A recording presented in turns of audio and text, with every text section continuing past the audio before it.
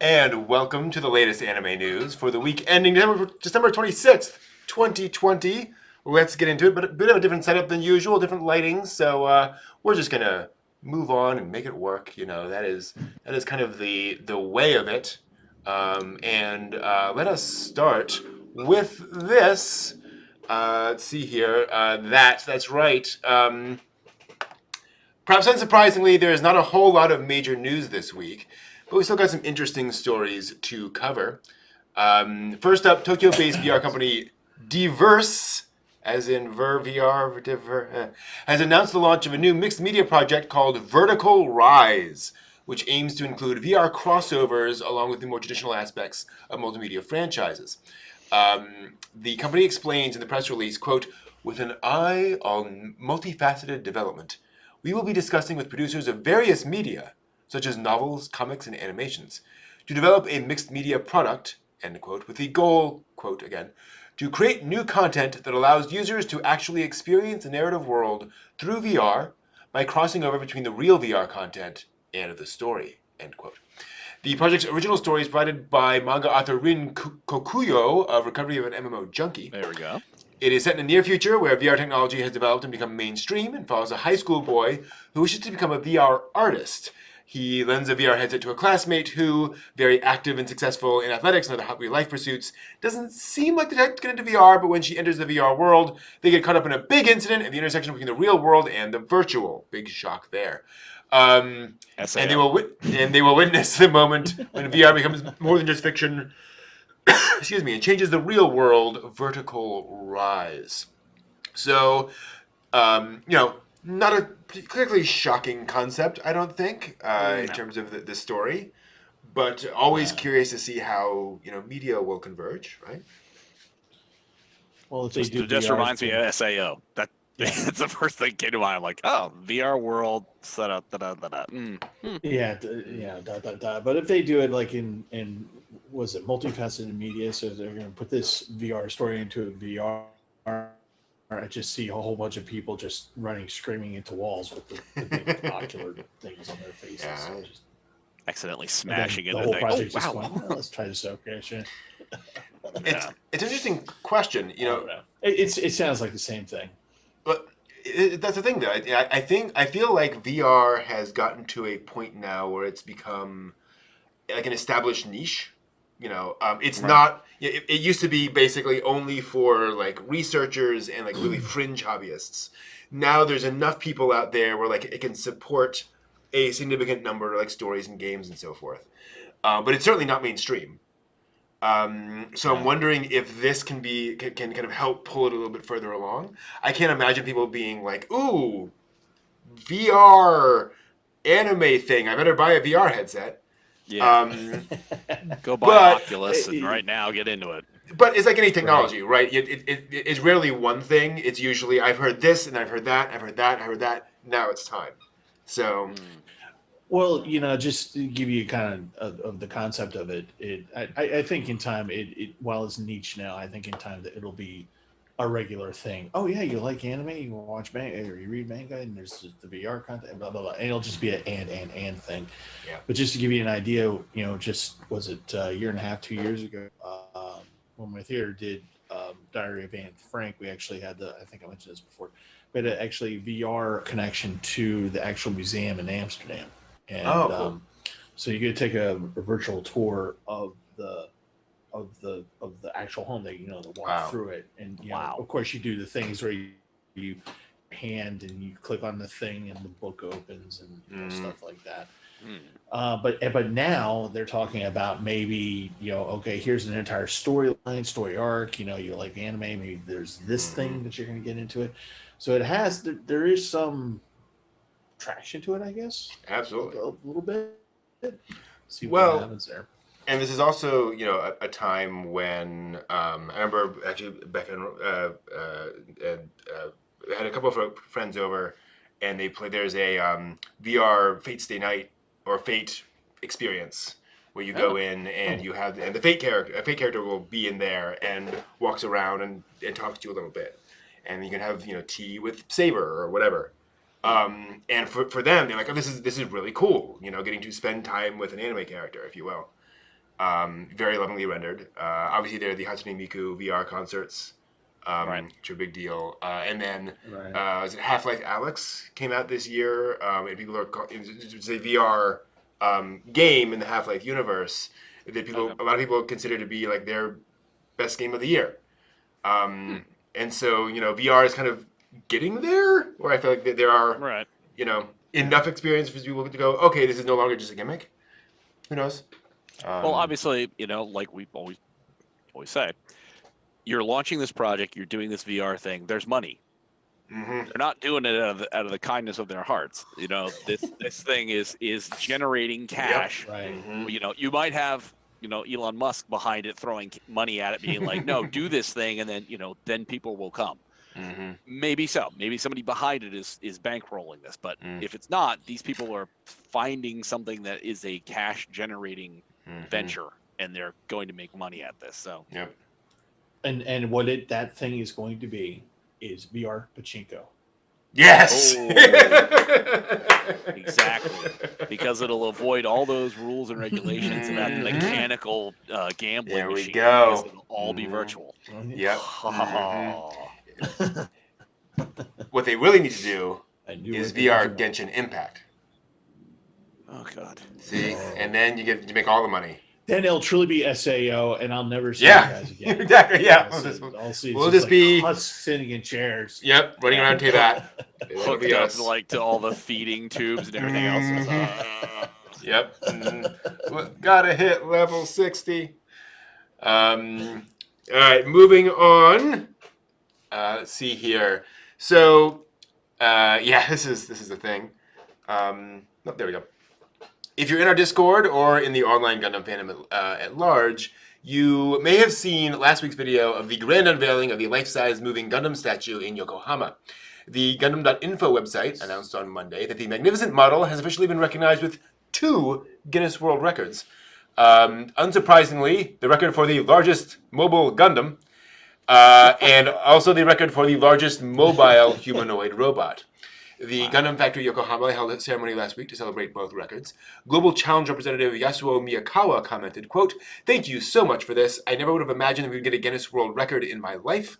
I hope that everyone will come to Yokohama to see the Walking Gundam that has been acknowledged by the Guinness World Records." Walking Gundam is also in quotes. That is also an end quote. The attraction held its official public opening on December 19th and will stay open through March 31st. The statue weighs an impressive 25 tons and features 24 moving joints, not counting the hands. It performs a demonstration every half hour and will also run special seasonal shows from time to time. The project to create a real moving Gundam first began way back in 2014 as part of the Gundam Global Challenge. A contest was held in 2015 for proposals on how to make the 18-meter high statue actually moved, and guess what? They succeeded. Awesome. It's an amazing thing. Yep. And watching that video, I was like, when they were doing the narration behind it and it's moving, and I'm just like, as usual, I'm just like, yeah, that's probably a toy I should never ever have. I'm just walking down the streets of Baltimore in my Gundam. There we go. Stop and cry with a big ass laser cannon. Yeah. But blow up half the block to stop a monkey. Yeah. Like, sorry. But no jaywalking for you. But I know I saw that, and then of course I saw what came on the news this morning, and I was just like, oh, I'm never gonna get to Japan. No. I'm never gonna get there. But because they're nobody's allowed in at this point. But but someday I'll be in a cargo hold. Well, I mean, I'm sure somewhere in the world of YouTube, somebody, I hope somebody has gone to see the Gundam and has filmed it in entirety in high definition. So that even if you can't be there, at least you can see what it's doing. You know, I mean, it's like, that's something. That's a VR thing I would buy into. Yeah. It'd be kind of cool. Yeah. Totally. VR walk around the giant mobile. Yeah. Oh, yeah, that'd be kind of cool. Yep. For what it's worth, as I understand it, it is on essentially a brace on the small of its back. So it can mobily move all of its, arms and legs and such. But I think it always has at least 1 foot on the ground. and then everything else can kind of move and so forth. So, but it can also like it can kneel, it can stand up, like it's got a lot of motion. It's kind of amazing. 25 it was an impressive tons video. worth of. Yeah. And even in real time, it's moving slowly, but it's moving noticeably. Yeah. It's boy, that is a feat of engineering. Not easy. It's the future of warfare. No. Not even close. Now, unfortunately, all good things must come to an end, including manga and anime. Oh. Unless you're in the Naruto franchise, or the Evangelion franchise, or the Dragon. Anyway, two favorite manga have announced their conclusions this week. Akane Shimizu's Cells at Work will publish its final chapter in the next issue of Kodansha's monthly shonen series on January 26th, and Ato's long-running non Biyori will end in Kadokawa's monthly Comic Alive magazine a month later on February 27th. Cells at Work was Shimizu's debut work and began back in March of 2015, telling the story of personified cells of all types in the body. 5 volumes have been published so far, with 4.5 million copies in total. This month's issue features the manga's 29th story titled What Else? New Coronavirus Part 1. The manga's official Twitter commented on the news story saying, "With gratitude to all the medical professionals fighting on the front lines, we hope this will help in the proper understanding of the new coronavirus." Ato's Non Biyori began way back in 2009 and has inspired a TV anime, a film, and 2 original anime DVDs. The original anime debuted in 2013, a second season in 2015, and a 3rd season coming up on January 10th. Yes. The cute slice-of-life comedy takes place in the remote countryside, follows newly relocated Tokyo girl Hotaru and her local friends as she adjusts to the slow life in the country. Yeah. The nice thing about these is it's not like it would be hard to come back to Non Biyori and tell new stories or Cells at Work. Well, would you come back and make Renge grow up? You know what I mean? It's like, I love Renge the way she is, and Hotaru, all the girls are, and the brother, the sort of milquetoast brother, they're all awesome the way that they are, but, you do have that, do you go with the Eternal Simpsons thing, or do you have them progress? In which case, they're going to leave town as they progress. There's really nowhere else to go. I was like... Yeah, I doubt they would ever progress that. I hope that universe. It's so sweet. Yeah. We've decided to open a university over there behind that tree.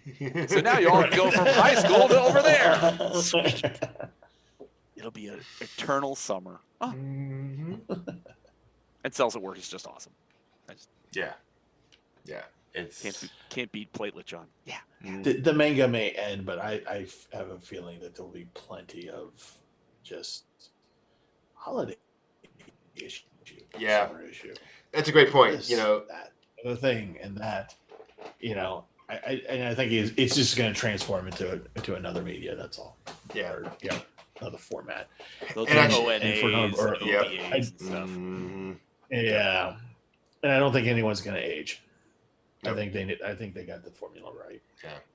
Well, and it's Cells at Work, I think, especially too. Like you can go back to that well in any number of ways. New characters. Yeah. They've already done one manga, I think, with a different artist. So they've done a spin-off manga, I think, of it already. So yeah, I think that's not difficult. We will see. Speaking of long-running franchises, should have added this one to the joke. So, speaking of franchises that'll never end, Chinese-based game developer Tencent has love this. Has recently opened up 19 Pokemon-related job listings, including one of particular interest to super fans. The company is looking for a Pokemon concept consultant. The lofty requirements for the job are quite different from typical job application requirements. Along with being familiar with the worldview and history of Pokemon, I would hope so. The listing asks for candidates to have cleared every mainline Pokemon game and have at least 900 hours of playtime. Wow. Hold the highest possible ranking in the newest game's Battle Tower, and to have watched at least 500 episodes of the Pokemon anime. Oh my God. Those chosen for the position will be responsible for assessing the gameplay, characters, systems, and art of upcoming games, and ensuring that they faithfully restore the Pokemon worldview, end quote. For at least a few people, being an otaku is really about to pay off. Let's hope this. Joke. Yeah, let's hope the same thing we said for us in the future, and that there'll be something like that for the rest of us. My goodness. I'm not sure what to think of that, other than they're probably. I want to know who they are. People. Are these people like? Do they talk to people? You know what I mean? Oh yeah. Like, are you hiring this person and they're just going to be like kind of sitting in a corner, being like, "No, I don't know who you are. Oh, I'm nervous. Well, I have to go play the game now." You know what I mean? Like, remember, Hikikomori. Oh, remember, this franchise is 20 years old. So there are people who started doing this 20 years ago. There are plenty of Pokemon fans who are already there. Right? They've beaten every mainline games. Hours? Yeah. How many mainline Pokemon games do you think there are? It's not that much. It's like 100 hours per game, maybe. So, Steve, what did you have to do for your job? Well, I had to go to an interview, which was kind of tough, and then I had to do a drug test, and didn't have to really worry about that. But it was kind of dicey there during the interview. How about you? Oh, I got the Pokemon job. Because I don't leave my house a lot, and I like to stay in and just do nothing but Pokemon. But no. Again, it's just like the skill set is so niche, and you're just like, and the criteria for this job is just so amazing. It almost makes you like you got your job for Pokemon this way, or you're a rocket scientist, and the rest of us are just like. Well, you have to be the highest scoring person. You got to, it's like. Jeez. Because not the highest scoring person. You just have to hit high rank. Up there. Yeah. But it's just like, you can imagine people who would be somewhere on that scale of things. Like, okay, you've seen all the anime and you've played the game, but you've not played 900 hours, and you've seen most of the anime, and you're kind of familiar. Then the people who are like really know this, but they haven't done some other part.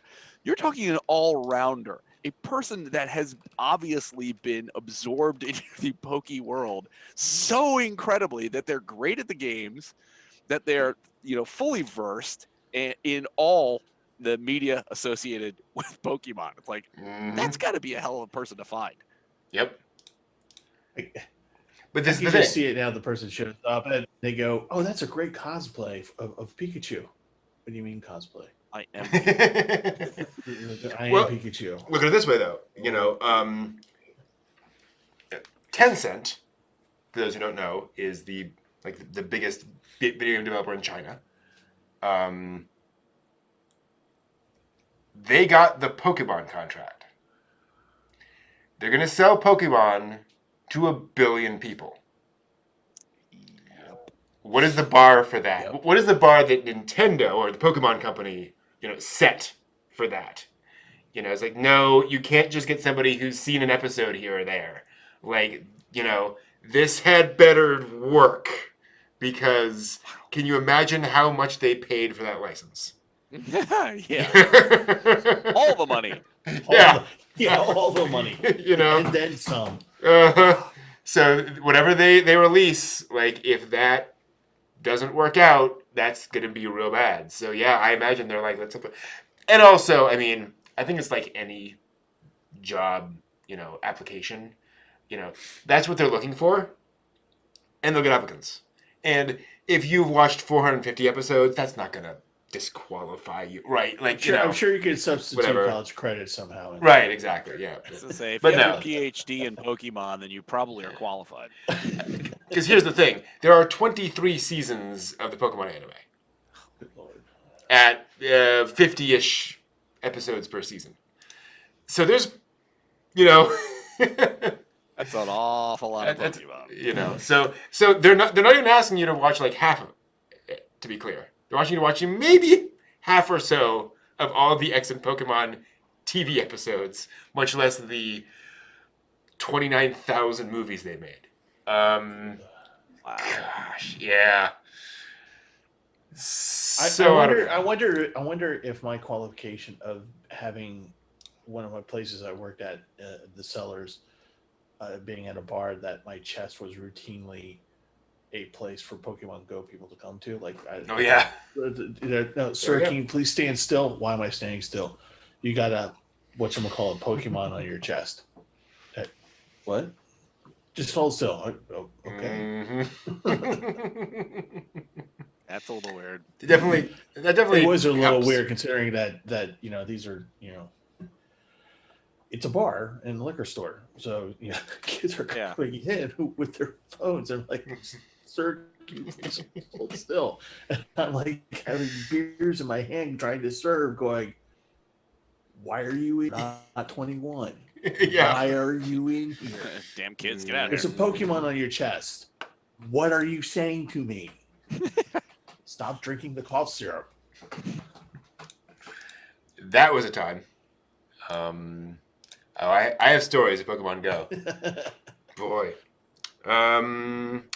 The adventures. Also this week, just various stories that we think are kind of interesting. Might talk about, might not, but worth a mention. Let's see here. That's right. The last month has been a big one for fans of Haruhi Suzumiya, with the publication of the first new novel in 9 years and all the events and celebrations surrounding it. In celebration of that novel, Kadokawa held a popularity poll of characters from the series.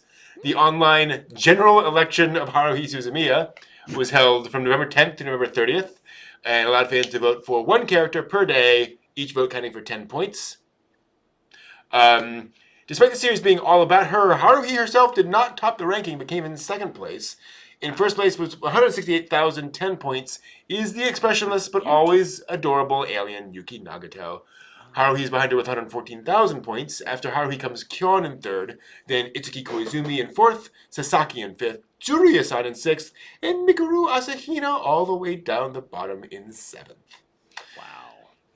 Hiromi Arakawa, creator of FMA, Full Metal Alchemist, and Silver Spoon, will publish a new chapter in her Raiden 18 sci-fi manga in next month's Sunday GX magazine, 10 years after the previous chapter. The 40-page chapter will have a color opening page and feature on the magazine's cover. No big surprise there. The manga has only had 3 chapters before this one. The first was published in Sunday GX in July of 2005, and the second in December of that year. The third chapter debuted 5 years later in December of 2010. It is a comedic manga revolving around a mad scientist who builds a synthetic human named Raiden 18 Go and brings it to life. Huh. Yeah. This morning's last episode of the regular Magic High School Visitor arc ended with a teaser for a new anime adaptation of the manga spin-off, The Honor Student at Magic High School. The TV anime will debut sometime next year and tells the story from the perspective of main character Tatsuya's adoring sister, Miyuki. It was confirmed this week that Maiko Uchino's Slow Loop manga is getting an anime adaptation. Uchino published a one-shot manga with the same title in the Manga Time Kirara Forward magazine in April 2018, with a full serialization later that year. The manga's 4th volume will be published in January, telling the story of Hiyori, who loves fly fishing, which is passed down by her late father. One day fishing at the beach, she meets Koharu, who happens to be her new stepsister, and the two bond over time through fishing. Last weekend's Jump Festa 21 event revealed that Sana Kirioka's Taisho Maiden Fairy Tale manga is getting a TV anime adaptation in the fall of 2021. It takes place during the Taisho era, and it follows Tamahiko, a young man who lost the use of his right hand and now lives in a rural area to care for his health. One day he meets the devoted and naive Yuzuki, who was purchased by Tamahiko's father to be Tamahiko's wife. Ooh. Because the Taisho era. Through meeting her, his withdrawn, pessimistic nature begins to change. Began back in 2015. Toei Animation revealed this week. Always does that. Toei Animation revealed this week its new intellectual property research team, and yes, Toei has an intellectual property research team. Is producing a 5-minute pilot anime film. It is titled Irvon. It will film on YouTube it is a short film that will stream on YouTube in January. It will also air on TV Sasebo as it's set in the city of Sasebo in Nagasaki Prefecture. Production began in spring, but, coronavirus. As a result, they began a new method of production in collaboration with Nagasaki International University's Departments of Humanities and International Tourism. Rather than going on site to locations, backgrounds were created based on landscape photos taken by the seminar's students, and Toei used Zoom and file sharing service Box to remotely produce the animation. Interesting. TV Aichi, it can be interesting. TV Aichi announced on Tuesday that it's producing a TV anime of Suzuna Takamura's 4-panel manga Suna and Manu in the Peculiar Desert. The title is a play on words and can also be translated as Suna and Manu in the Candy Desert. It centers on the daily life of two cats who live in a desert made of sugar. It debuted on social media in 2019 and just began serialization online this week, along with the anime announcement. The anime is set to premiere February 13th on TV and streaming services. Last this week, the Reborn anime is currently running a free online exhibition. It runs through February 17th and features materials from a different arc of the story every week or two until the last 2 weeks, when everything will be displayed. Love it when they do that. More than 300 total pieces of artwork will be on display across all the anime's major arcs. The exhibition can be accessed through the organizer's website via PC or smartphone. Fans can obviously leave comments, or they can there's some kind of simultaneous call feature, apparently. And of course, original goods are on sale through the online shop. The Reborn manga launched all the way back in 2004, ended in 2012, but the TV animation ran from 2006 to 2010. So it was around for a while. And that is the news for the week.